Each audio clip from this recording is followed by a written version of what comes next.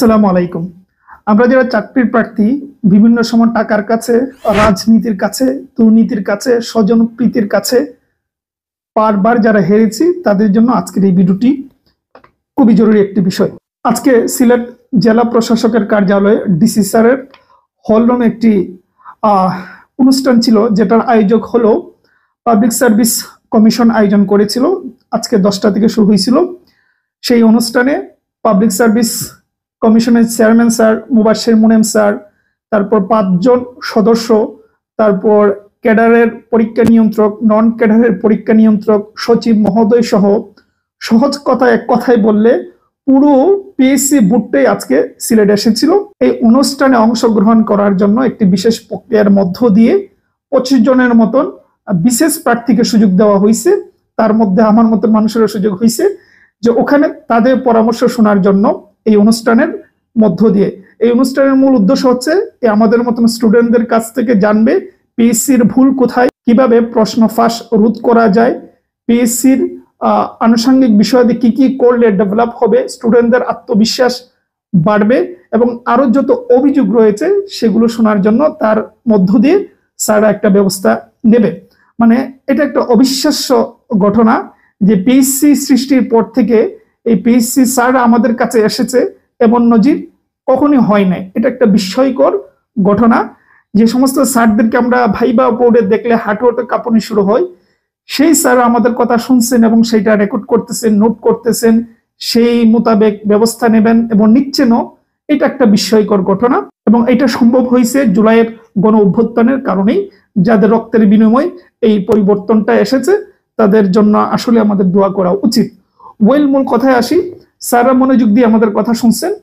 তো বিভিন্ন জন বিভিন্ন পরামর্শ দিয়েছে এবং অনুষ্ঠান চলাকালীন স্যার যেটা জানালেন সেটা হচ্ছে পিএসসি চেয়ারম্যান স্যার উনি বললেন যে এখন থেকে বিসিএস এর যে লিখিত নাম্বার সেটা কিন্তু আগে আমাদেরকে জানানো হতো না, বিসিএস এর প্রার্থীদেরকে এটা গোপন থাকতো, একেবারে ফাইনালি নিয়োগ দেওয়ার পর বলা হইতো। তো তখন এটা জেনে লাভটা কি? ঠিক আছে। তো স্যার বললেন এখন থেকে এই লিখিত পরীক্ষার নাম্বার, লিখিত পরীক্ষার রেজাল্ট দেওয়ার সাথে সাথে জানিয়ে দেওয়া হবে কে কত নাম্বার পেয়েছেন। নাম্বার 1। নাম্বার 2, আমরা যেটা সব থেকে গুরুত্ব দিয়েছি সেটা হচ্ছে সময়, যে একটা বিসিএস শেষ হতে প্রায় 2.5 থেকে 3 বছর লেগে যায়। এর ভেতরে মানুষের জীবনের মূল্যবান একটা বিশাল সময় চলে যায়। 3 বছর তো কম, একদম কি বলে গেজেট প্রকাশ হইতে হইতে সেটা আরো বেশি সময় চলে যায়। স্যার আশ্বস্ত করলেন এটা সর্বনিম্ন, সেটা সম্ভব হলে 1 বছর, না হলে 1.5 বছর এর ভেতরে আনার চেষ্টা করার জন্য তারা সর্বোচ্চ গুরুত্ব দিচ্ছে। তো স্যার আরো দু একটা সিদ্ধান্তের কথা জানালেন যে এবার থেকে পিএসসির যে প্রিলিমিনারি পরীক্ষা কবে হবে, লিখিত পরীক্ষা কবে হবে, এটা গুরুত্ব দিয়ে একদম টাইম ডেট দিয়ে দেবে। যদিও সম্ভাব্য ডেট তারা আগে দিত, তবে সেটা দেওয়ার জন্য দেওয়ার নয়, সেটা গুরুত্ব দিয়ে তারা এই তারিখগুলা দেবে। এবং আরো অনেক কথা, আমরা তো অনেক পরামর্শ স্যারকে দিয়েছি, আমি নিজেও কিছু কথা বলছি, যেহেতু ওখানে এমন গুরুত্বপূর্ণ ভারী ভারী আলাপ হয়েছে যে ভিডিও করার, শুট করার ওগুলার সিচুয়েশন ছিল না। তারপরেও যেটুকু পারছি একটু শর্ট নেওয়ার চেষ্টা করেছি আপনাদের আমার চ্যানেলের জন্যই। তো স্যার আমার এত ভালো লাগছে যে স্যাররা এত আন্তরিক, এত সুন্দর কথা বলছেন এবং স্যারদের কথা শুনে মনে হয়েছে যে এই পাবলিক সার্ভিস বদলে যাও পাবলিক সার্ভিস, এবং এইবার মেধা যার চাকরি তার, এই যে স্লোগান স্যাররা দিচ্ছে সেটা বাস্তবে রূপান্তরিত হবে। মানে এটা তো বিস্ময়কর। স্যার আমাদের সামনে বসে রয়েছে এবং আমরা যা ইচ্ছা যেভাবে ইচ্ছা কথা বলতেছি, স্যার সেগুলো নোট করতেছেন, উত্তর দিচ্ছেন। এটা তো তাদের দরকার ছিল না। ঠিক আছে। তো স্যাররা যেহেতু আমাদের কাছে আসছে, আমাদের কথা শুনছে, তার মানে একটা পরিবর্তন হয়েছে। শুধুমাত্র ক্যাডার নয়, নন ক্যাডারের কথা নিয়েও আমরা কথা বলছি, বিভিন্ন সমস্যার কথা বলছি, কি কি প্রবলেম আছে সেগুলো বলছি, স্যাররা সেগুলো নোট করেছে। দ্রুত সময়ের মধ্যে যে কোনো পরীক্ষার রেজাল্ট দেওয়ার জন্য পাবলিক সার্ভিসের আন্ডারে যেগুলো হয় সেগুলো স্যাররা, মানে যত অসঙ্গতি আছে, যত আমাদের হেসেল আছে সবগুলোই স্যার নোট করেছে।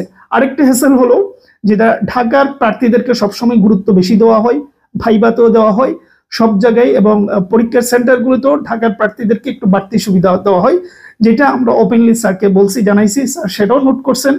মানে এটা ভালো লাগছে যে স্যার সবকিছুই মানে আমলে নিয়েছে এবং সেটা উনি মানে উচ্চারণ করেছেন যে ওগুলো শুধু আমরা শোনার জন্য আসি নাই, ওগুলো আমরা বাস্তবে যেগুলো আমাদের পক্ষে সম্ভব সর্বোচ্চটা দেয়। কিছু কিছু সিদ্ধান্ত তো চাইলেই হবে না, জনপ্রশাসন মন্ত্রণালয়ের অনুমোদন লাগবে।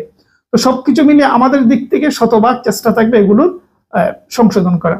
স্যার এইভাবে আশ্বস্ত করছেন এবং বারবার একটা কথা বলছেন যে তোমরা যারা মেধাবী, যাদের মেধার জোর রয়েছে, পরিশ্রমী, তারা চাকরি পাবে, এই নিশ্চয়তা স্যার আমাদের সিভিতে দিয়ে গিয়েছেন, যে এটা বলার জন্য বলছি না, আপনারা চাকরি পাবেন। ঠিক আছে। এবং অন্যান্য পিএসসি যত নিয়োগ আসবে সেগুলোর কথা বলছেন, সর্বোচ্চ স্বচ্ছতা থাকবে এই নিয়োগগুলোতে। স্যার সেই বিষয়গুলো আশ্বস্ত করছেন। তো এটাই আমার মনে হলো, যারা হতাশায় থাকেন যে এতদিন হয় নাই, কত দুর্নীতি হয়েছে, এগুলো ভাইবা তো ভাই লাভ নাই, যা হওয়ার তো হয়েছে, সবকিছুর জন্য তো লাইফ থেমে থাকবে না। ঠিক আছে। সুতরাং আমি জানি এরপরে অনেকে বিশ্বাস করবেন না, যে তারা এগুলো বলবে কিন্তু কাজের কাজ করবে না। ভাই এই পরিবর্তনটা কি আগে কখনো দেখছেন? পিএসসির স্যাররা এসে মতামত নেবে, পরামর্শ নেবে, এটা অতীতে কখনো হয়েছে? হয় নাই তো। সুতরাং এইটুকু তো আশ্বস্ত থাকতেই হবে, বিশ্বাস রাখতেই হবে। এই আশ্বস্ত না হতে পারলে তাহলে আর চাকরি বাকরি চেষ্টা করার দরকার নেই। ঠিক আছে। তো এই হলো কথা। আমি আপনাদেরকে আশ্বস্ত করতে পারি, আমি নিজেও আশ্বস্ত হয়েছি। আমার বিশ্বাস যারা আমাদের এই প্রোগ্রামে ছিল, যাদের মধ্যে ন্যূনতম একটা হতাশা ছিল, তারা ঝাঁপিয়ে পড়বে কাল থেকে বিসিএস এর জন্য। কারণ এত স্বচ্ছ বিসিএস হয়তো অতীত হয় না, সামনে যে বিসিএস গুলা স্বচ্ছ হবে এবং কম সময়ের ভেতরে শেষ হবে। সুতরাং যারা ড্রিমার, আমার মনে হয় লেগে যাওয়া উচিত, পেছনের সবকিছু ভুলে নতুন করে শুরু করা উচিত। আর যেটা বললাম, স্যারকে আমরা যে 25 জন কথা বলছি, প্রত্যেকের কথা একটা কমন বিষয় ছিল যে সময়টা যত কম লাগানো যায়। তো স্যার সেটাও আশ্বস্ত করলেন। সুতরাং সময়টা অল্প সময়ের ভেতরে, 1-1.5 বছর ভেতরে আপনার কপালে থাকলে ক্যাডার হয়ে যাবেন। ঠিক আছে। তো এইটুকুই আমাদের উচিত, যে নতুন করে শুরু করা। ঠিক আছে। ভালো থাকবেন, সুস্থ থাকবেন।